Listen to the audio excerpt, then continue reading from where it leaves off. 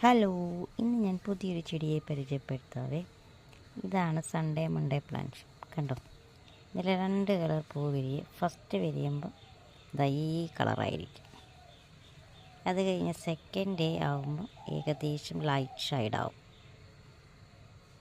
കണ്ടോ, third day ആകുമ്പോൾ pure white ആവും.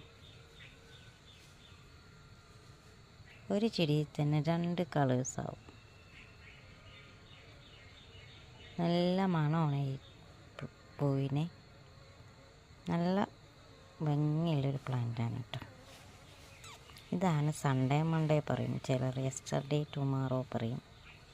അങ്ങനെ ഓരോ സ്ഥലങ്ങൾ ഓരോ പേരാണ് ഈ പ്ലാന്റിന് പറയും. നല്ല ഭംഗിയുണ്ട്.